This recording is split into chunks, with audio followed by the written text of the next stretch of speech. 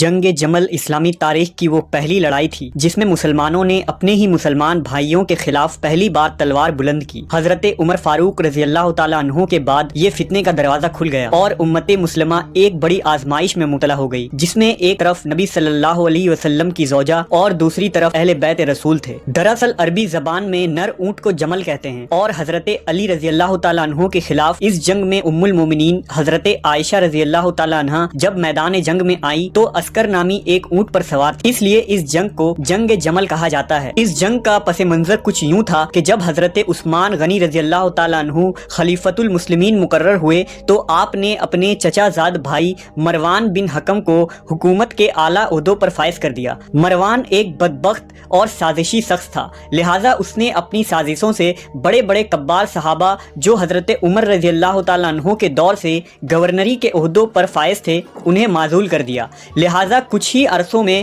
کوفہ اور بصرہ جیسے صوبوں میں بدعنوانی پھیل گئی اور لوگ حضرت عثمان کے متعلق بدگمان ہو گئے۔ وہیں بصرہ اور کوفہ کے لوگ حضرت طلحہ اور زبیر رضی اللہ تعالیٰ عنہ کی رہنمائی میں حضرت عثمان کو خلافت سے معزول کرنے کا ارادہ کر لیا۔ سبائی سازشوں کے ذریعہ مصر سے بھی ہزاروں لوگ حج کے بہانے مدینہ کے لیے نکل گئے، کیونکہ مدینہ اس وقت اسلامی خلافت کا دارالخلافہ تھا۔ ان علاقوں سے آنے والے تمام لوگوں نے حضرت عثمان کے خلاف مدینہ میں بغاوت کر دی اور سورج برپا ہو گیا۔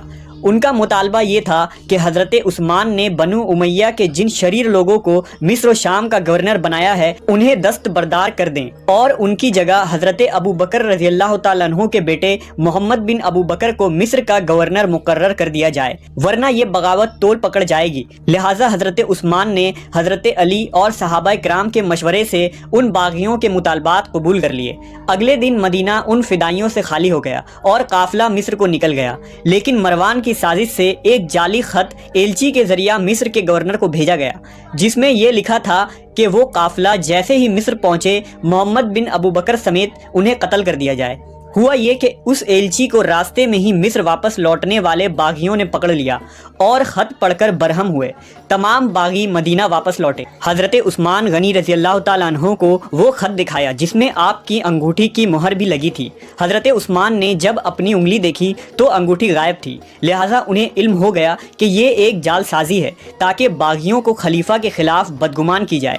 حضرت عثمان نے قسم اٹھائی کہ یہ فرمان ان کا نہیں ہے، یہ خط صرف ایک سازش ہے، لیکن محمد بن ابی بکر نہیں مانے اور باغیوں نے طوفان کھڑا کر دیا۔ انہوں نے یہ مطالبہ کیا کہ حضرت علی رضی اللہ تعالیٰ عنہ کو خلیفہ مقرر کیا جائے اور حضرت عثمان کو قتل کیا جائے۔ حضرت علی نے اس سے انکار کیا۔ باغیوں نے مسجد نبوی کا محاصرہ کر لیا۔ یہ محاصرہ کئی دنوں تک چلا۔ آخر کار ایک دن ان لوگوں نے دروازہ توڑ دیا اور مسجد میں داخل ہو کر حضرت عثمان کو شہید کر دیا۔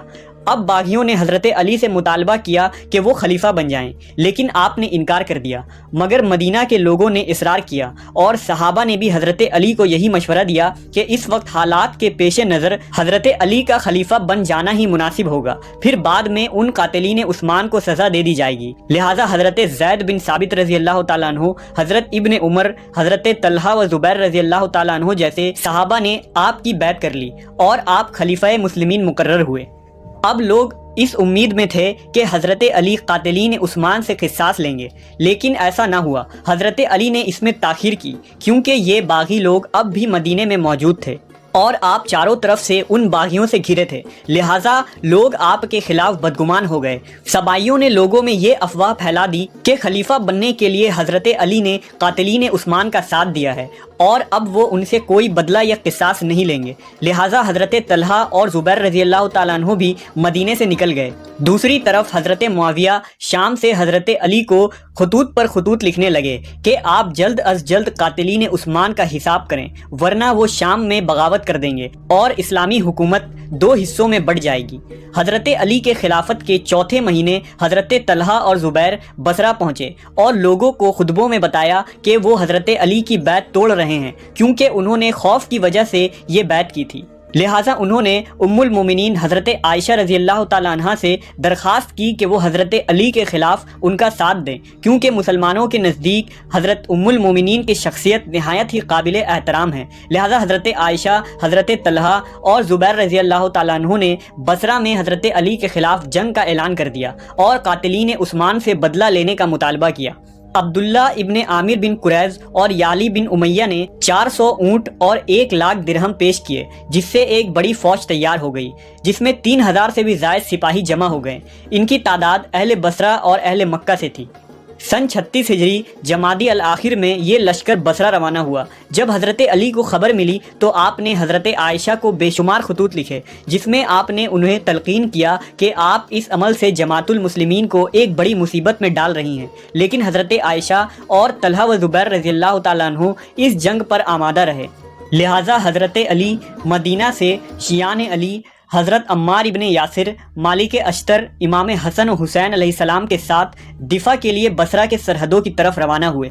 مسند احمد کی ایک حدیث کے مطابق قیس روایت کرتے ہیں کہ جب سیدہ عائشہ مدینہ سے بصرہ جاتے ہوئے بنی عامر کے نہروں تک پہنچی تو کتے بھونکنے لگے۔ انہوں نے کہا یہ کون سی جگہ ہے؟ تو لوگوں نے کہا یہ حوض کے پانی کا مقام ہے۔ انہوں نے کہا میرا خیال تو یہی ہے کہ میں واپس لوٹ جاؤں، لیکن ان کے بعض ہمسفروں نے کہا اب آپ واپس نہ جائیں بلکہ آگے بڑھیں، ممکن ہے کہ مسلمان آپ کو دیکھیں اور اللہ تعالیٰ ان کے مابین صلح کرا دے۔ انہوں نے کہا رسول اللہ صلی اللہ علیہ وسلم نے ایک روز ہم سے فرمایا تھا کہ تم میں سے ایک کی اس وقت کیا حالت ہوگی جب اس پر حوض کے کتے بھونکیں گے۔ لیکن یہ لشکر آگے بڑھتا گیا اور حضرت علی اور اصحاب جمل کا لشکر خریبہ کے مقام پر آمنے سامنے آ پہنچا۔ حضرت علی نے صلح کی کوشش کی اور حضرت طلحہ و زبیر کو خط لکھے کہ آپ قرآن کی مخالفت کر رہے ہیں اور قاتلین عثمان کا بدلہ ضرور لیا جائے گا۔ آپ ان باغیوں کا ساتھ دے کر مسلمانوں میں تفرقہ نہ پھیلائیں۔ مگر جنگ کی آگ بھڑک اٹھی اور دونوں لشکر کا ٹکراؤ ہو گیا۔ اس جنگ میں بہت سے اصحاب جمل قتل کیے گئے، لہٰذا باغیوں کا گروہ بھاگنے لگا۔ حضرت طلحہ بھی شہید ہو گئے۔ ایک روایت کے مطابق جب حضرت طلحہ پر یہ ظاہر ہوا کہ وہ غلطی پر ہیں تو وہ خود جنگ کے دوران پیچھے ہٹ گئے، اس لیے آپ کو مروان نے ہی شہید کروایا۔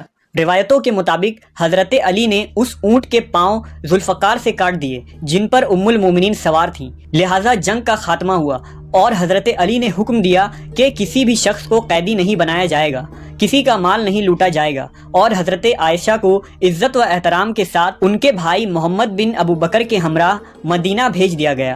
بعد میں جب اہل بصرہ نے حضرت عائشہ رضی اللہ تعالیٰ عنہ کو وہ خطوط دکھائے جس میں انہوں نے لوگوں کو حضرت علی کے خلاف بھڑکایا اور قاتلین عثمان سے بدلہ لینے کے لیے اکسایا تھا، تو حضرت عائشہ نے انکار کر دیا۔ وہ خط انہوں نے کبھی لکھے ہی نہیں تھے بلکہ یہ باغیوں کی سازش تھی۔ تب ام المومنین پر یہ راز افشا ہوا کہ وہ شدید غلطی پر تھی۔ احادیث کے مطابق بعد میں حضرت عائشہ جب بھی جنگ جمل کو یاد کرتی تو روتی تھیں اور کہا کرتی کہ ہائے افسوس، مجھ سے یہ بدعت سرزد ہو گئی کہ میں حضرت علی کے خلاف نکلی۔